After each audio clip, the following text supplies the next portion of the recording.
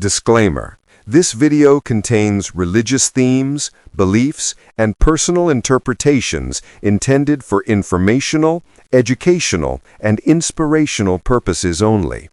It is not meant to disrespect any faith, culture, or individual. Viewers are encouraged to practice discretion and interpret the content according to the right teachings and globally accepted interpretation of the Holy Bible. All opinions expressed are those of the Creator. For our global viewers, please turn on subtitles or closed captions and select your preferred language to fully understand and enjoy this message. Let us begin. How to turn on subtitles in different languages. Click the gear icon in the bottom right corner of the video player. Then select Subtitles or Closed Captions from the menu. Choose your desired language. If your language is not listed, select Auto Translate and then pick your language. Enjoy the video. Okay, so pag-usapan natin ang mga Seventh-day Adventist. Marami sa atin, ang alam lang ay, sila yung nagsisimba tuwing Sabado. Pero, may mas malalim pa pala dyan. May isang buong worldview o pananaw mundo na siyang nagdidikta sa lahat-lahat ng kanilang paniniwala. At yan mismo yung bubuksan natin ngayon, based sa mga sinabi ng isang dating membro. Simulan na natin. At para simulan, heto agad ang isang matapang, medyo provocative na tanong mula sa ating source. Ang Seventh-day Adventist simba ay isang lehitimong simbahang Kristiyano o isa na itong kulto? Well, ang sagot daw dyan, malalaman natin kapag naintindihan natin yung mismong fundasyon ng kanilang pananampalataya. Ganda ng analogy na to, di ba? Isipin mo, parang sinusubukan mong i-explain sa isda kung ano yung tubig. Siyempre, para sa isda, yun na yung mundo niya.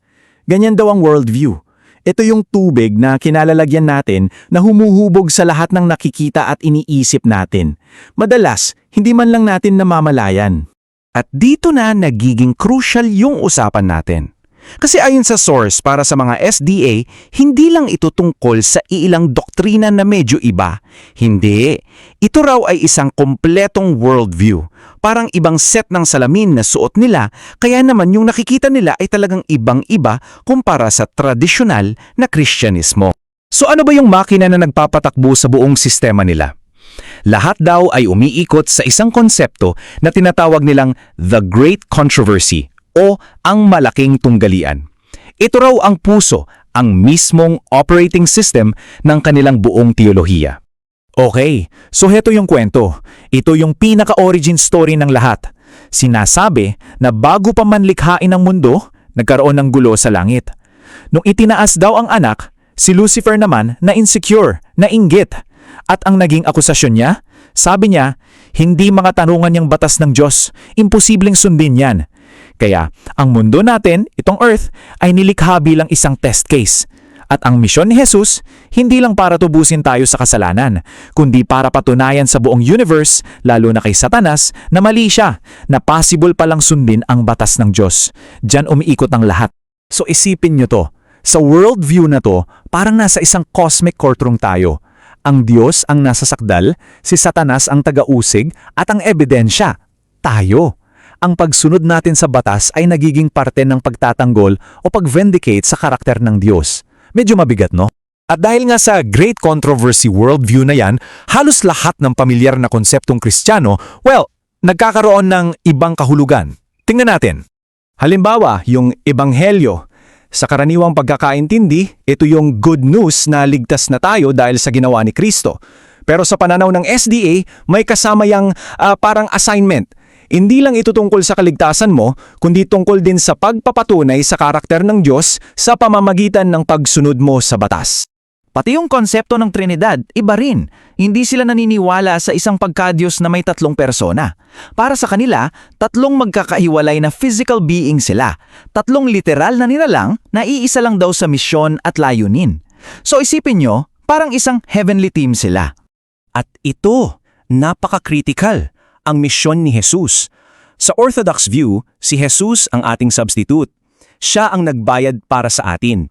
Sa pananaw ng SDA, siya ang ating great example.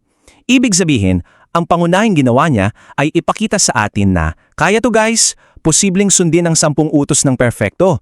tularan niyo ko. Ang dating ay hindi tapos na ang trabaho, kundi pinakita ko na kung paano, ngayon kayo naman.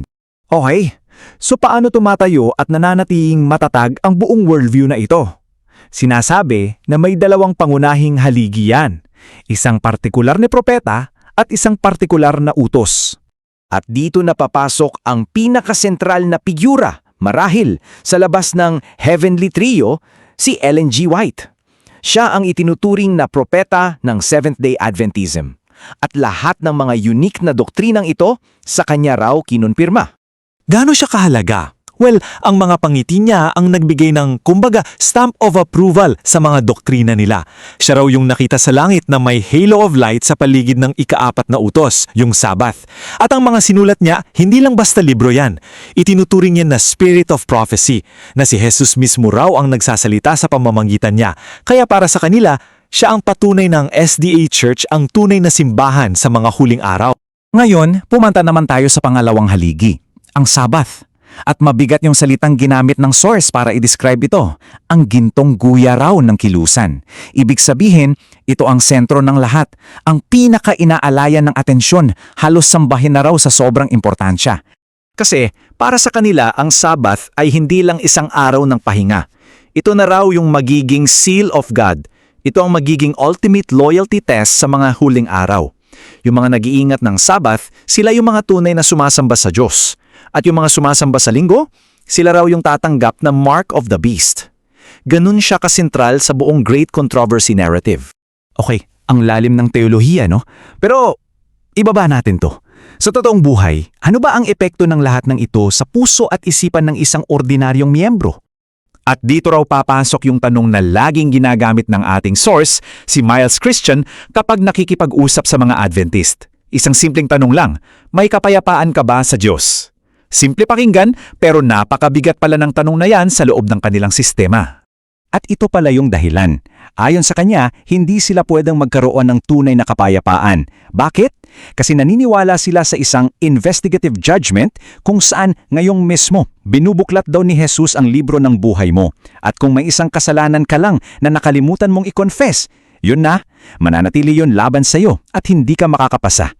So paano ka magkakaroon ng assurance? Paano ka magkakaroon ng kapayapaan kung ang kaligtasan mo ay nakasabit pa rin sa perpektong performance mo?